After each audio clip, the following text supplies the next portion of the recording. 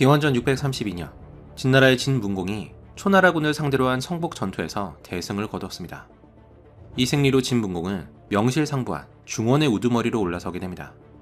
하지만 당시 진문공은 이미 고령이어서 그로부터 불과 4년 뒤인 기원전 628년에 세상을 떠났습니다. 이때 그의 나이 70살이었습니다. 진문공이 죽자 그의 아들 진양공이 진나라의 제후가 됐습니다. 한편 서쪽 진나라의 제후였던 진복공은 호시탐탐 중원으로 진출할 기회를 노리고 있었습니다. 진복공은 춘초패 중 한 명으로 거론될 만큼 뛰어난 인물이었습니다. 하지만 이웃나라인 진나라가 점점 강성해지니 초조해질 수밖에 없었습니다. 그래서 진복공은 만만한 정나라를 쳐서 자신의 위세를 과시하려고 했습니다. 하지만 정나라는 진나라에서 천리나 떨어져 있어서 설령 승리한다 해도 얻을 게 없었습니다. 진목공의 충신이었던 백리에도 이 점을 지적하면서 출병에 반대했습니다. 그런데도 진목공은 막무가내로 원정을 밀어붙였습니다. 그리고 얼마 후 맹명씨가 이끄는 진나라 대군이 정나라에 도착했습니다. 진나라군은 먼 길을 오느라 가뜩이나 지쳐 있었는데 도착해보니 정나라군은 진나라군이 오는 걸 미리 알고는 철저히 대비를 하고 있었습니다. 서진의 대장 맹명씨는 승산 없는 싸움이라 생각해 정나라를 공격하는 걸 포기했습니다. 하지만 아무 성과 없이 군을 돌릴 수도 없었습니다. 맹명씨는 고민 끝에 정나라 대신 그 옆에 있는 활나라를 멸망시켰습니다. 그런데 활나라는 북쪽 진나라의 속국이어서 활나라를 무너뜨린 서진과 북진 간의 마찰이 불가피했습니다. 그때는 진문공이 죽은 지 얼마 안 돼서 진양공과 신하들은 아직 상중이었습니다. 그런데 서쪽 진나라가 무난도 하지 않고 오히려 진나라의 동맹이었던 활나라를 공격하자 진양공은 서진이 자신을 무시한다고 생각해 공격을 결심했습니다. 한편 본국으로 돌아오고 있던 진나라군은 효산을 지나고 있었습니다. 효산길은 전차 한 대가 겨우 지나갈 수 있는 좁은 협곡이었습니다. 그래서 진나라 대군은 한데 모이지 못하고 길게 들어섰습니다. 북진의 군대는 이 기회를 놓치지 않고 진나라군을 정면과 후면에서 동시에 공격했습니다. 그 결과 진나라군은 몰살에 가까운 대패를 당했습니다. 사기에 따르면 이때 단 한 명도 도망치지 못하고 죽거나 사로잡혔다고 합니다. 진목공의 과욕이 불러온 대참사였습니다. 이때가 기원전 627년이었습니다. 하지만 진목공은 역시 보통 인물이 아니었습니다. 패장인 맹명씨가 귀국하자 진목공은 그를 처벌하는 대신에 모든 책임이 자기에게 있다면서 맹명씨를 위로했습니다. 맹명씨는 눈물을 흘리면서 충성을 맹세했다고 합니다. 몇 년 뒤 맹명씨는 또다시 군을 지휘하게 되는데 이때는 북진을 상대로 대승을 거뒀습니다. 효산 전투의 패배를 서력한 것이었습니다. 효산 전투로부터 몇 년 뒤인 기원전 623년 진목공은 서융을 공격했습니다. 공격에 앞서 진목공은 서융의 왕에게 노래를 잘 부르는 56명의 진나라 미녀를 선물했습니다. 중원의 음악을 처음 들어본 서융의 왕은 매일 미녀와 음악에 빠져 살면서 나란 일을 등한시했습니다. 이 틈을 노린 진나라는 서융을 공격해 서융의 8개 나라를 멸망시키고 한꺼번에 천리나 되는 땅을 차지했습니다. 이로써 서진은 관중 지역의 지배권을 공고히 알 수 있었습니다. 효산에서의 패배를 만회하고도 남을 엄청난 업적이었습니다. 진목공이 세상을 떠난 기원전 621년 진나라는 보잘것없는 서쪽의 변두리 국가에서 중원에까지 영향을 미치는 강대국으로 성장해 있었습니다. 그런데 진나라에는 군주가 죽으면 신하들도 산채로 매장하는 풍습이 있었습니다. 그리고 진목공이 사망했을 때도 예외가 아니었습니다. 진목공과 함께 무려 177명의 유능한 신하들이 순장됐고 국가를 이끌어갈 수뇌부가 완전히 사라지면서 진나라의 상승세가 꺾이고 맙니다. 그리고 같은 해 북쪽 진나라에서도 진양공이 사망하고 그의 아들 진영공이 뒤를 이었습니다. 하지만 진영공이 아직 어려서 북진의 실권을 조돈이 차지했습니다. 조돈은 진문공의 충신이었던 조최의 아들로 훌륭한 인품으로 많은 존경을 받는 인물이었습니다. 서쪽 진나라와 북쪽 진나라가 일진일퇴를 거듭하고 있을 때 남쪽 초나라에서는 권력 다툼이 한창이었습니다. 기원전 626년 초나라 성왕은 태자 상신을 패하고 다른 아들을 태자로 세웠습니다. 상신이 왕이 될 만한 인물이 아니라는 이유였습니다. 당시 상신의 평판은 최악이어서 한 신하는 그에 대해 이렇게 평했습니다. 그의 눈은 날카롭고 그의 목소리는 늑대처럼 음산합니다. 그의 인품 또한 잔인하니 그는 군주가 될 만한 인물이 아닙니다. 결국 입장이 난처하게 된 상신은 반란을 일으켜 아버지 성왕을 감금했습니다. 성왕은 마지막 소원으로 곰 발바닥 요리를 먹고 싶다고 말했습니다. 하지만 상신은 아버지의 청을 거절했습니다. 초성왕은 곰발바닥을 요리하는데 오랜 시간이 걸리는 걸 이용해서 시간을 벌려는 생각이었습니다. 그런데 상신이 이를 간파한 것이었습니다. 결국 상심한 성왕은 스스로 목을 뱄습니다. 그렇게 한 시대를 풍미한 초성왕도 세상을 떠났습니다. 초성왕의 뒤를 이어 상신이 왕위에 오르니 그가 초모광이었습니다. 초모광은 인품에 문제가 있었는지 모르지만 그가 초나라를 통치하는 동안 초나라는 세력을 크게 넓혔습니다. 초모광은 동진 정책을 펼쳐서 강나라와 육나라 그리고 요나라를 멸망시켰고 동쪽에 있는 진나라를 정벌했습니다.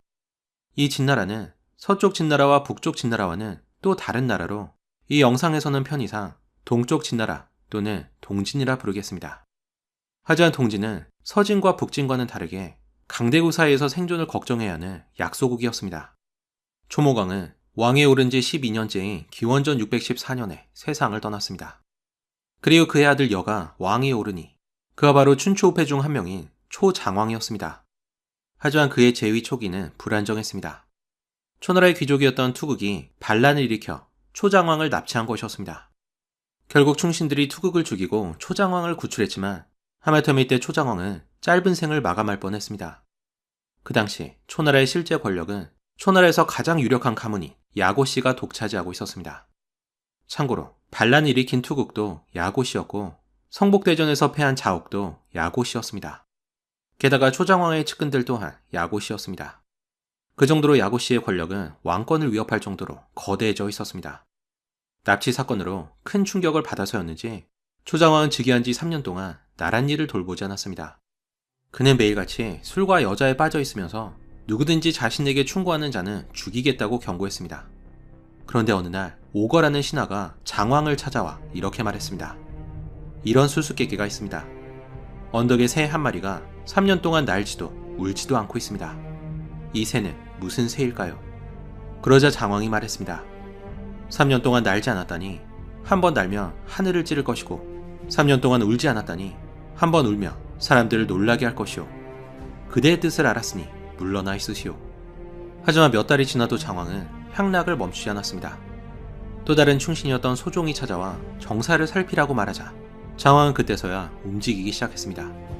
사실 장왕이 술과 향락으로 세월을 보낸 것은 충신과 간신을 구분하기 위해서였습니다. 장왕은 오거와 소정에게 정사를 맡기고는 100명이나 되는 간신들을 일제히 제거했습니다. 이뿐만이 아니었습니다. 초장왕은 간신들을 대신할 능력 있는 새로운 인재들을 등용했는데 이때 등용된 대표적인 인물이 손수고였습니다. 손수고는 미천한 출신으로 원래라면 높은 관직에 오르기 힘든 인물이었습니다. 하지만 손수고의 재능을 한눈에 알아본 장왕은 그를 초나라 최고 관직인 영윤에 세웠습니다. 장왕이 그에게 나란 일을 맡기자 손수고는 여러 개혁을 단행해 초나라의 국력을 한층 더 발전시켰습니다. 기원전 611년 초장왕은 직접 군을 이끌고 서쪽 용나라를 정벌했고 기원전 608년에는 정나라와 함께 송나라를 공격해 승리를 거두었습니다. 그로부터 얼마 후 초장왕은 융족을 정벌했는데 돌아오는 길에 주나라 국경에서 군을 사열했습니다.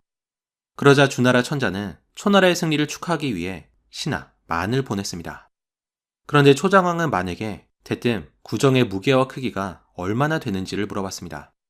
구정은 천자의 권위를 상징하는 큰 소트로 까마득한 옛날인 한나라 때 우왕이 만들었다고 전해집니다. 우왕은 전국 9개 주에서 바치는 황동으로 큰 솥을 만들었는데 그것이 바로 구정이었습니다. 은나라를 거쳐 주나라 왕실에까지 전해진 구정은 오랫동안 왕실을 상징하는 국보였습니다. 초장왕이 구정을 언급한 것만으로도 천자의 권위에 도전하는 거나 마찬가지였습니다. 그런데 초장왕은 여기에 멈추지 않고 초나라의 창끝만 모아도 충분히 구정을 만들 수 있다고 말했습니다. 간접적으로나마 주나라 왕실을 제치고 천자가 될 야망을 드러낸 것이었습니다. 하지만 얼마 후 초나라에 또 다른 위기가 찾아왔습니다. 당시 초나라의 영유인이었던 투월초가 초장왕이 원정을 떠난 틈을 타 반란을 일으킨 것이었습니다. 투월초는 명문 가문 야고씨 출신으로 막강한 권세를 자랑했습니다. 반란 소식을 들은 초장왕은 빠르게 군을 돌려 투월초의 반란군과 대치했습니다.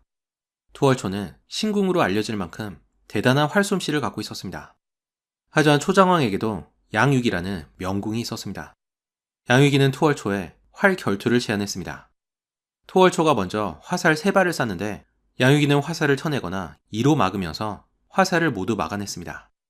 이제 활을 쏠 차례가 되자 양육인은 화살 없이 시위만 당겼습니다.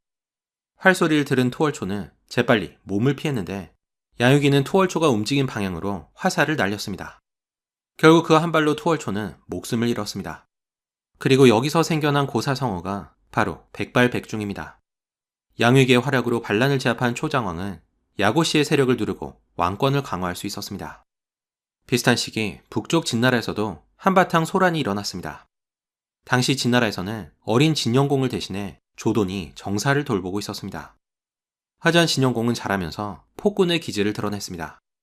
진영공은 매일같이 간신과 어울리면서 술잔치를 벌였고 나란 일에는 아무런 관심도 없었습니다. 게다가 성격도 포악해서 구경한 사람들에게 탄궁을 쐈고 사람을 함부로 죽였습니다. 어느 날 조돈이 진영공을 만나러 가던 중에 궁녀들이 맨 광주리 안에 사람의 손이 밖으로 삐져나온 걸 보게 됩니다.